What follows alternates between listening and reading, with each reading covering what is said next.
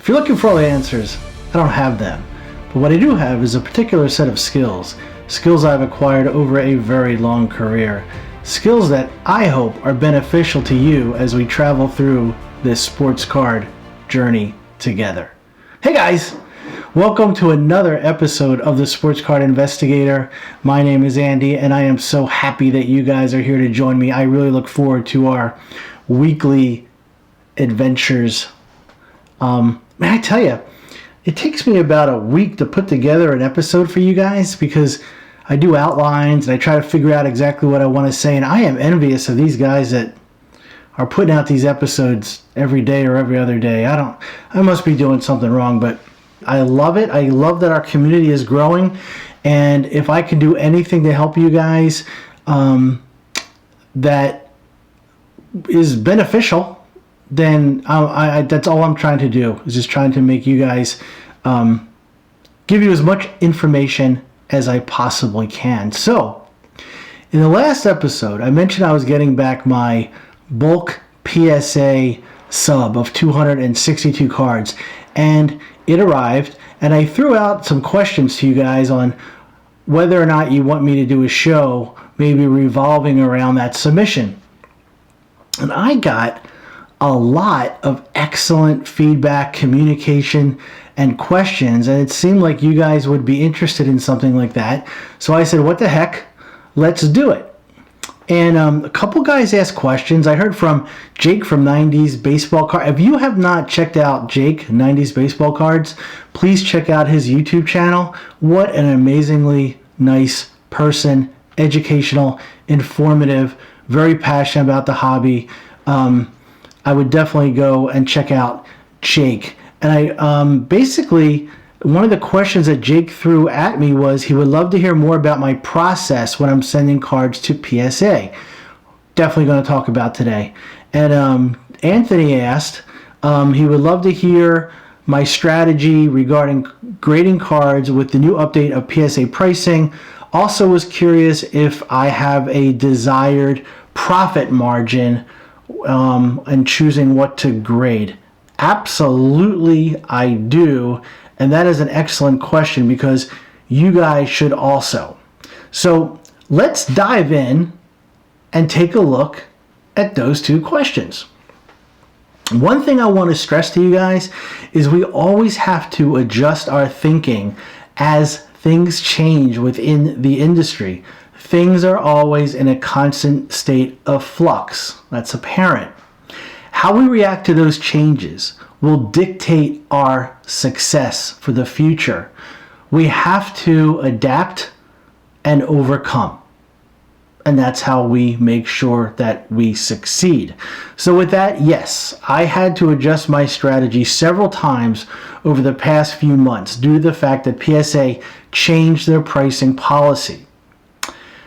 It went from a bulk $9 grade, and then I was looking at a strategy to maybe go to a $20 economy grade, but that went out the window because we no longer have economy.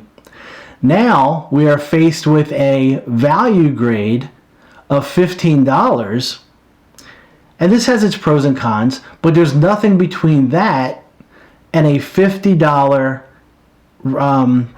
regular grade or a $75 express grade or higher. That is a lot to think about, no doubt.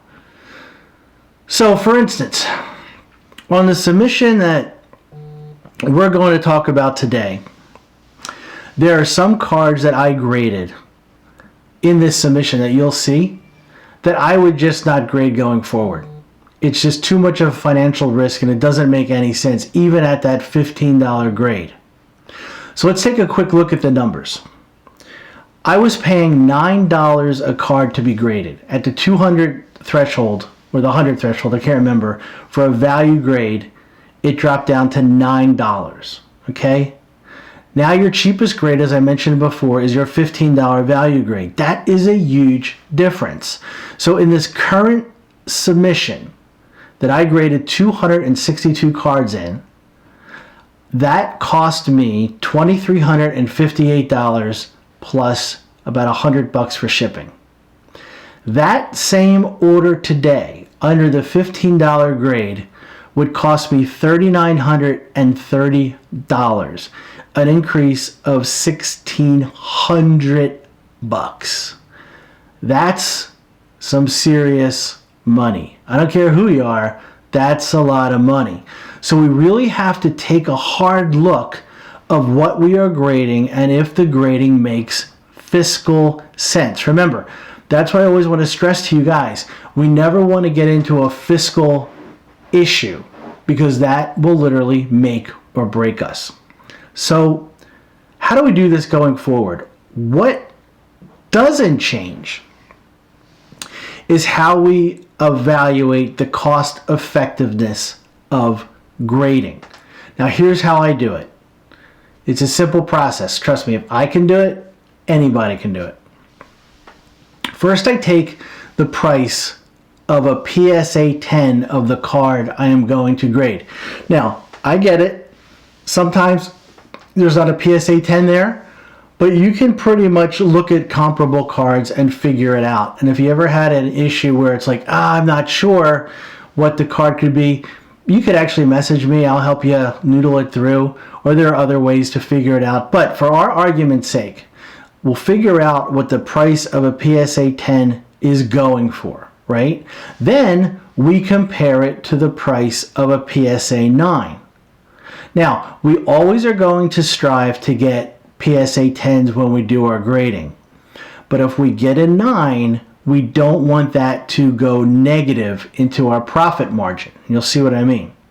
So I take that price of the PSA 9, add it to the grading fee, which was $9, now it's $15. Maybe it's a regular or an express. We have to just add that together. It doesn't matter what level of grading you're doing. This is what we have to do. Add the grading, add the estimated fees if you have any, you'll come up with a number. If that number makes sense, then I am then comfortable in submitting to PSA for a grade. And remember, that system will work if we get an acceptable number of 10s, and you'll have to do the math where if I submit 6, I'll need 4 10s, 5 10s, some 9s, maybe I'll hit a minimum grade. If those numbers make sense, then we can okay and we can submit the card for grading. Now I want to make one thing really clear. I'm going to hit this during this episode. We're talking simply about grading, not about the player on the card. That's up to you. You have to do your research. You have to do your analysis, your homework. No, it's cliche, right? But you have to be confident in the player's ability, because this player, if he does not succeed or he doesn't do what we want, then it doesn't matter what the cost of grading is, it's not going to be successful. But for this, we're just talking about grading the card and looking at the profit margins and looking at the ratios. Hope that makes sense. Now, for this submission, I mentioned that I graded some cards that I do not think I would grade going forward on that $15 submission cost. Now let's take a look at an example, okay? And I think this is the best way for you guys to understand what I mean. Here is a PSA 10 Panini Hoops Rui Hachimura card. Okay, this card graded out at a PSA 10. And as of this taping, this card is going for about $30 to $60. Now this taping is obviously during preseason, before the actual kickoff, so things could either go up or they could unfortunately go down. I could look to get rid of these cards before the season, while Rui is a hot commodity, but we could talk about that on another day. So $30 to $60 for a PSA 10. At a PSA 9, that same card is only going for $15 or $20. So on a $9 grade, it's tight. If I would get the majority of 9s, I would probably be breaking even maybe $1 or $2, right? But at a $9 grade, and because I'm confident in my ability to get at least some 10s, right, or 9s, then it was worth the risk. And I believe in the player, and I believe in my ability, as I said, to select gradable cards. However, now we're faced with a $15 grade, and it's probably going to be a no for me, because if I would get the majority of 9s, we're talking a $15 grade, right, on top of the cost of the card, $16. If I get a 9, I'm probably going to be losing money there, and that's not where we want to be. $1 or $2 card plus a $15 grade in fees, there isn't enough margin, and I'm just not comfortable with that, and I hope that makes sense. And that will also affect other cards that I have graded in this submission. Look, it's all about numbers. They have to make sense, and that's where we have to be confident in our research of the players and what we project them to do going forward. And then, of course, the margins have to make sense. All right, so let's take a look at some cards from the submission, and I'll give you my mindset on each card. Now, don't worry, not that you're worried, but at the end of this submission, at the end, like the extra bonus clip, we're going to run through every single card, so you can look at them now, you can look at them later, you can look at half now, half. It's 262 cards. 200 are baseball, or I'm sorry, 200 are baseball. 200 are basketball.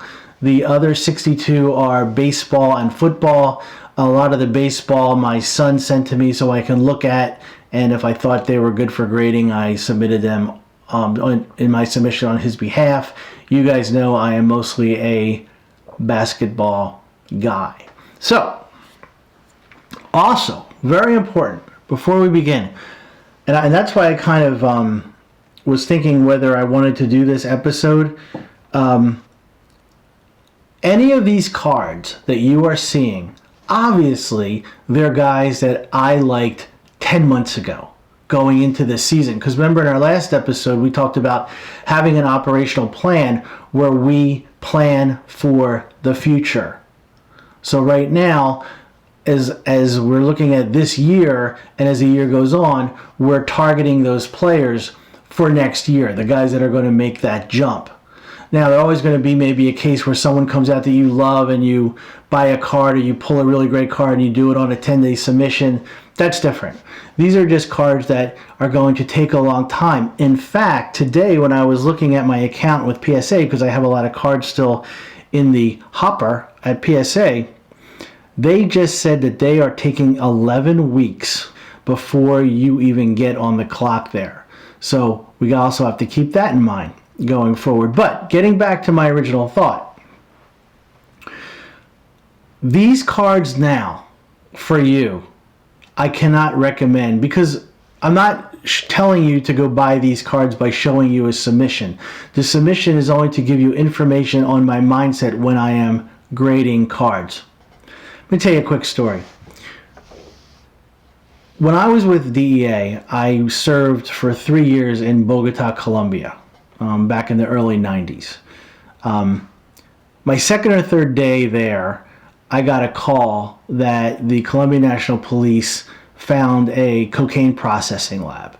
And here's me, green as can be, just got in the country, and I was told, go out there. Wasn't dressed properly, not fatigues. I think I was wearing a suit to the embassy. You might actually be seeing some pictures behind me as I'm speaking about this. And we went to this cocaine processing lab, and we found 5,000 kilos of cocaine that were ready to be processed from cocaine base into cocaine hydrochloride. Now, why am I bringing this up? Because we should be buying our cards at the cocaine base process point. Okay? Cocaine base, when I was down there, was about $500. You then converted that 1-to-1 into cocaine hydrochloride, and it become $500 to about $1,500 to $2,000. And by the time it got to the United States, we're talking $24,000, $25,000. So we're talking 40 to 50 times the original cost. Think of this. we want to get these cards in the processing point, right? And then we're going to purify them by doing this, by grading them. And then we will profit from, one, supply and demand, and two, making it the best possible product it can be. I'm going to do an episode, I haven't decided the exact take on it yet, but compare and contrasting the drug world to the card world, and it's shocking how many similarities there are. But that's it, guys. I am not that guy. I am not going to tell you to go buy these cards. I'm not going to tell you that they're all going to be on Instagram, call me. No, not at all. This is just for me to share with you my process. Okay, enough lecture. So let's look at the first card. This is a Ja Morant 2019 Panini Hoops card, $297. Okay, pulled this card from an NBA hoop box. You could have been picking this card up back when I was buying it or looking at it for like $2 or $3 a piece. My local card store had them. Who knew, right? Who knew? January through March of last year, $2-3 a piece. And then they started to steadily rise after that around April. And now I look today and they were about $15 or $16 a piece. PSA 10s are going for about $100 to $120 as of this taping, and a PSA 9 is about $40. So to me, it was a no-brainer, right? The $9 grade, whatever it would have cost me pulling from the pack, and then, you know, for there. So even at a $15 grade, if you were getting them at that price, definitely worth the risk. Plus, we are buying it a lot on Ja Morant's potential, and do your own research. I say it all the time, do your own background, do your own, you know, but this guy's ceiling, not according to me, but according to the experts, the sky's the limit. So that's a Ja Morant, very inexpensive card to grade, but very high reward. The risk, if it doesn't grade out, then it doesn't grade out. But that's where you have to have confidence in your ability to grade the card. The next card I want to talk about is this LeBron James. It's a Panini Select. Card number is 47, and it's the Concourse. Now this is what we call a target of opportunity. Everybody wants LeBron James, and LeBron James, obviously his rookie cards and some of his other cards are just out of reach, and some of his other cards are just not desirable, but he is desirable at least now. And when I was looking at these cards in the Laker uniform, I like Select. It's hobby only. I just like the way it looks, and I talked to the guys who I who I trust in the hobby. They gave me some advice. We're talking back and forth. These cards, and you'll see during the submission, I have some 2018s and I'm 2009 Premier, the Select level. But I was picking these up for $2.50 a piece. So with the $9 all in, $11.50 plus fees, and I was very lucky in the grade. I got a bunch of them. I submitted 11 that I thought met my grading criteria, and they all came back as 10s. So last time I checked raw, they were going for about $7. So on a new grade with the 15, they would cost about $22 with all-in fees. PSA 10s are now going for about $60, sometimes a little bit more, sometimes a little bit less. I'm sure it's going to fluctuate too during the season on how LeBron's doing, how the Lakers are doing. PSA 9s, however, are only going for about $20. So going forward, on a $9 grade, risk, sure. Reward, yes. On a $15 grade, I don't think so, because on 9s, the margins would just be too tight, or at least maybe I'd throw in not as many. But again, financial analysis, we see where we go, we trust the process. Next card. Eric Paschal, Orange Ice. I think I overpaid for this card. Paid $16.50 for that card. The $9 grade all in, plus fees, $25.50 plus fees, give or take. It graded out as a 10, so I'm okay with it. They're going for about $120. The PSA 9s, however, are going for about $33. So again, a $15 grade plus the cost of the card, $16.50, probably a losing proposition. So you see where I'm going with this?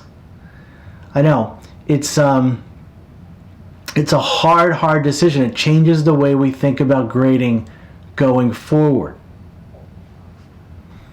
Next card, moving up in the world. RJ Barrett Silver Prism. Now I bought two of these guys. I bought one for $52 and one for $54. One I just did not think would make the cut. I mean, it's so hard when you're on eBay and you're looking at these cards.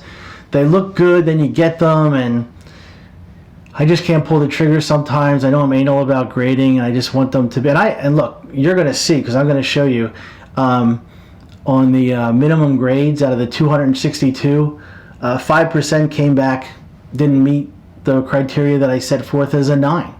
So 14 cards didn't make it. And I tried to not ever go above that, let's say 6 or 7%, because then it really becomes cutting into to the profit margins. So I like silvers. Anytime I could pick up silver of a guy that I believe in, I like because of my research, then I'll pull the trigger.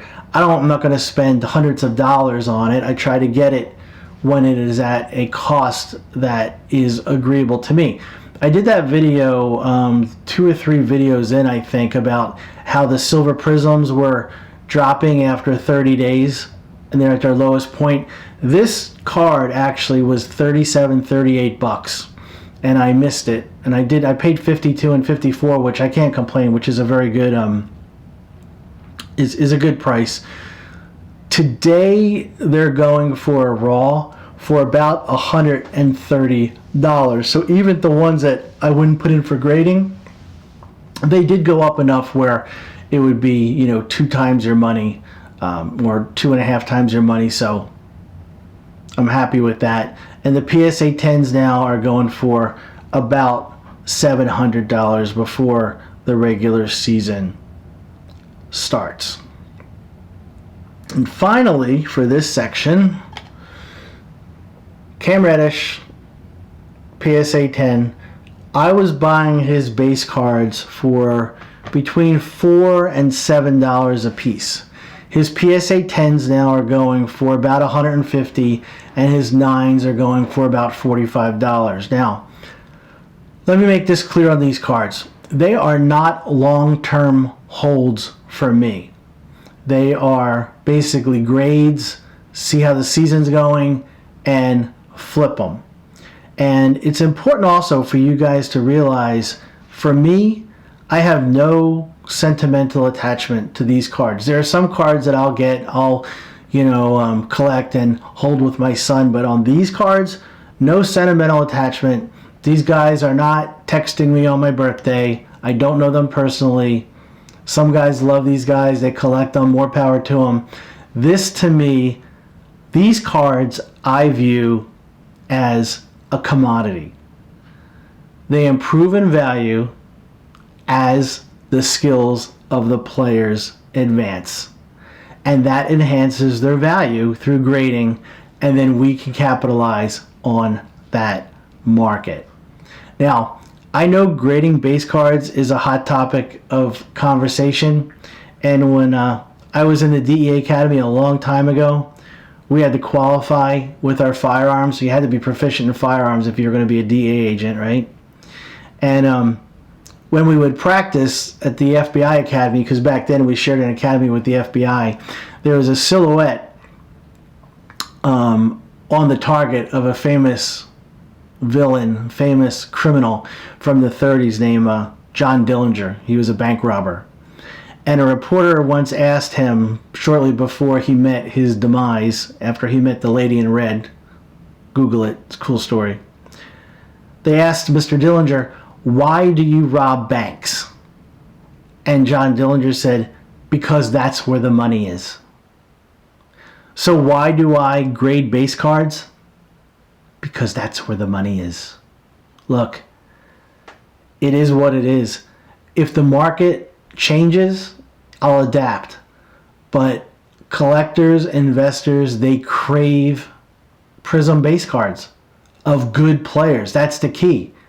Now, I've graded some dogs, literally, and they're not worth anything. But if you'll see, if you can pick out those guys, grade some base cards, and you can do just fine. Like before, I'm in this to make money. There's no bones about it. I'm in here to help you maximize your profit potential. I have a process. I follow it. And then when we have to veer a different direction, then we'll do it. What the kids say, don't hate the player, hate the game. Look, it is what it is. I'll never ever judge anyone for doing something. It's something that I do.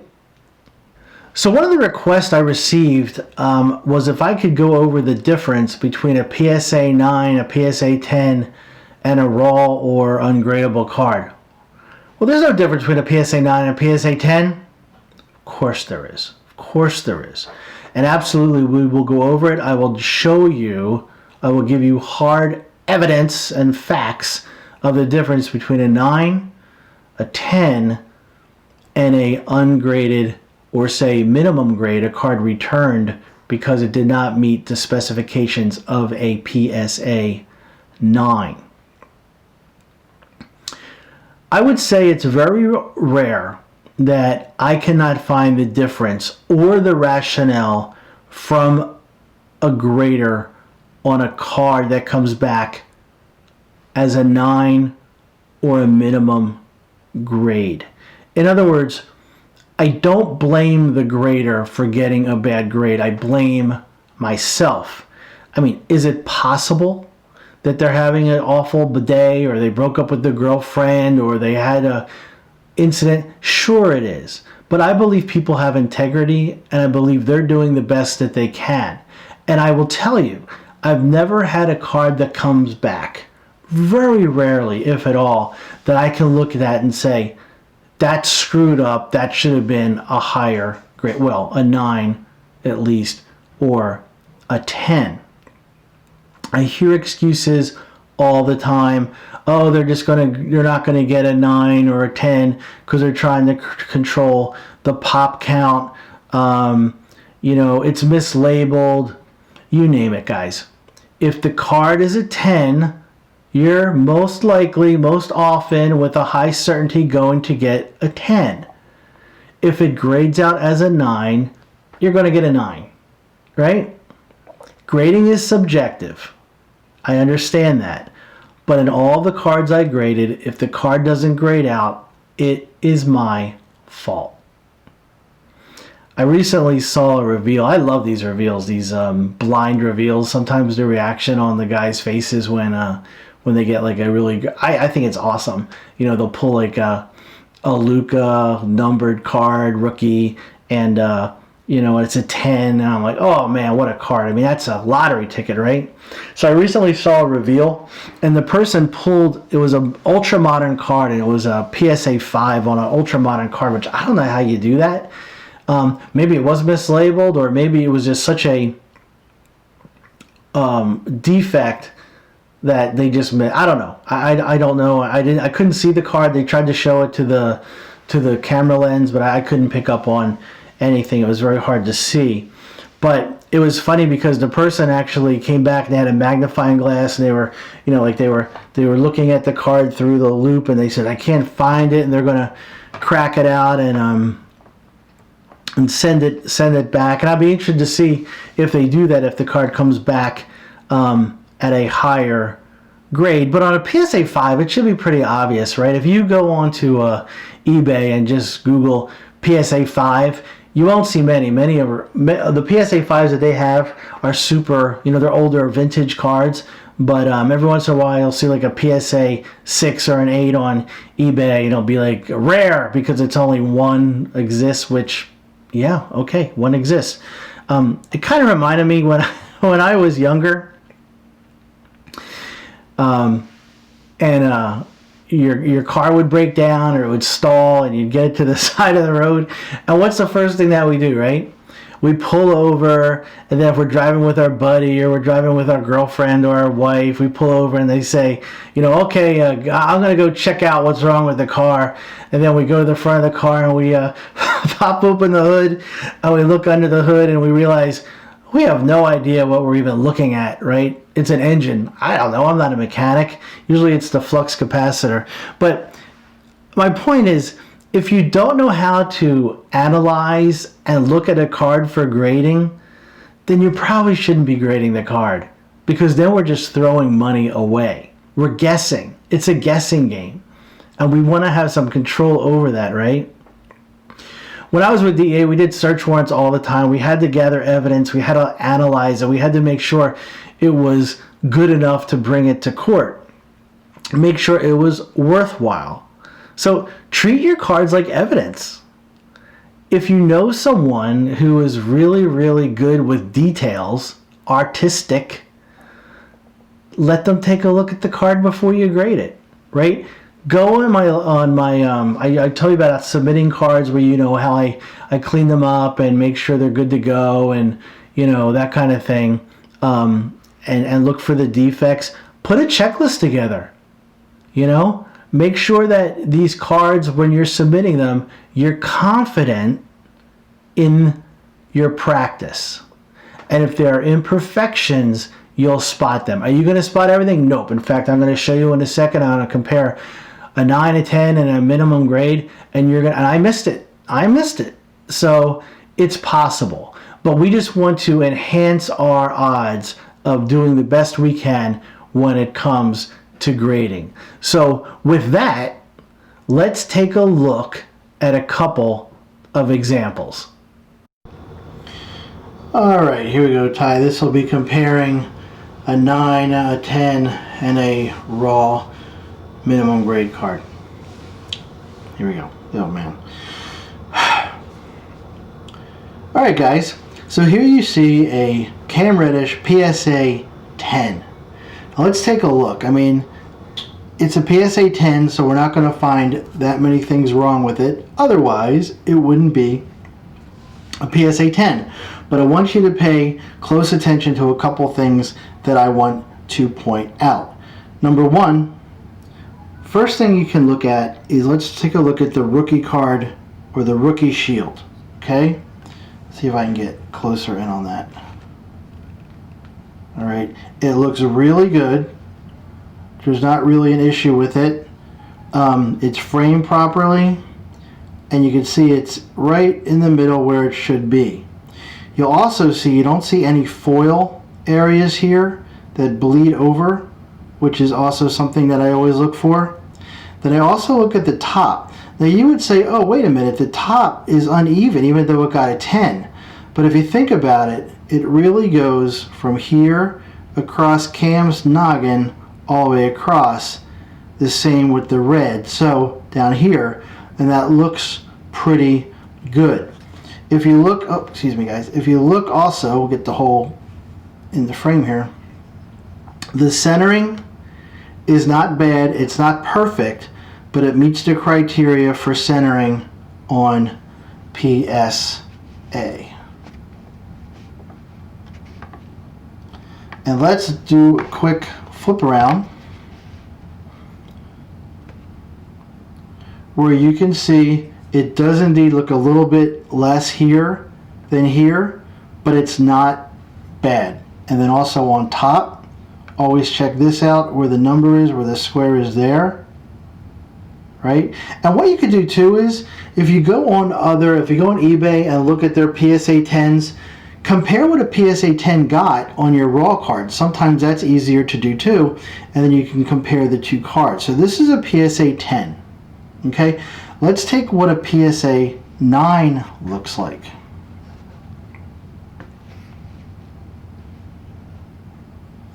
Well, right away we can see the difference, right?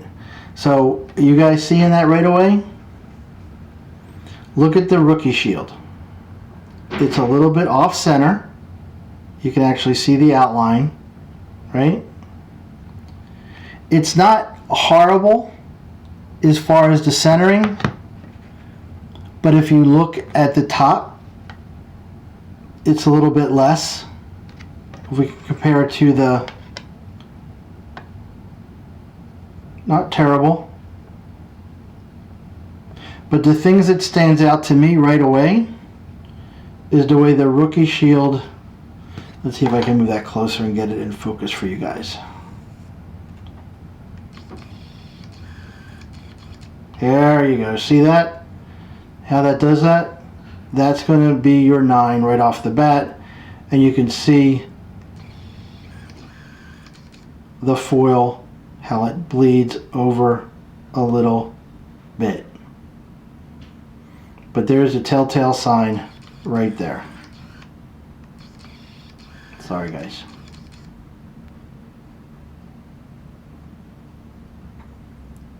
Okay, let's take another look at another card. PJ Washington.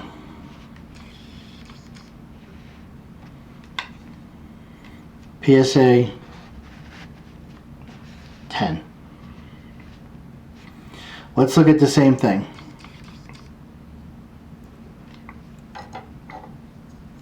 Looks pretty good. Centering doesn't look bad, right? Let's take a look at that rookie shield for the fun of it. Looks really good, right on the money. There's no flaking, or you can't see the flake or the foil.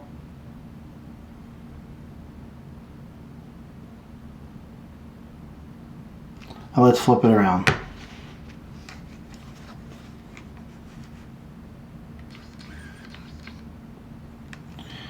A little bit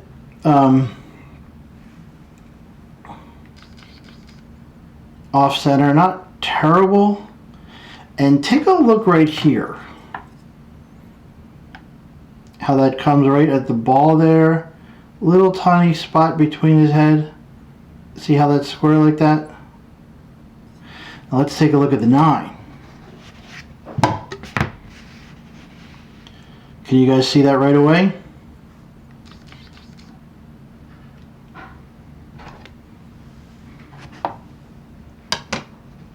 Look at the difference between the two. 9, 10. And you can see the centering's not terrible on the 9. Let's flip it around. Let's take a look at that shield.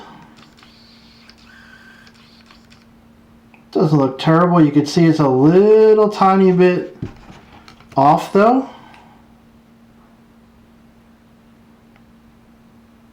I don't know if you can see that or not.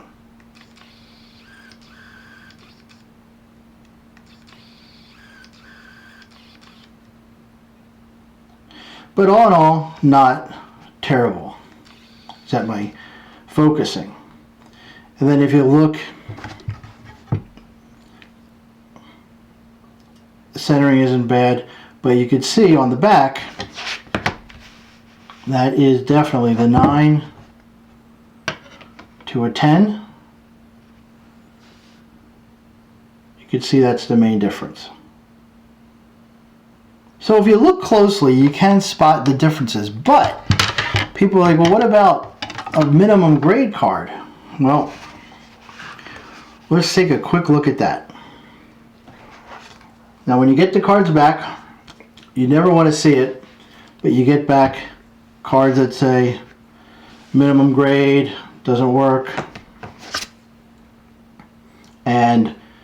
You get the card back, you're charged, but you get no grade. So let's take a quick look.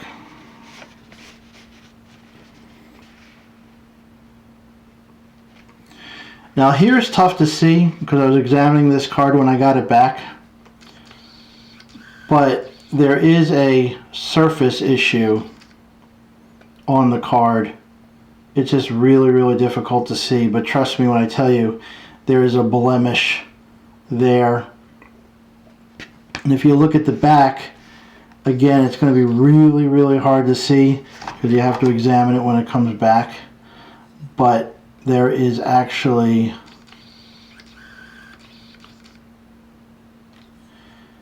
a little dent that you can't see, but it's there. Trust me, it's like a little pin hole. It's not all the way through, but it's definitely something that would affect the grade. And just by seeing that, I knew I was in trouble. Let's take a real quick look at Cam. Came back, one of his cards. It's the old rejection notification for Cam. And let's take a look. He was obvious when I saw it. It got me irritated. Like, how in the world did I miss that? And I don't know if you could see it, but there is a definite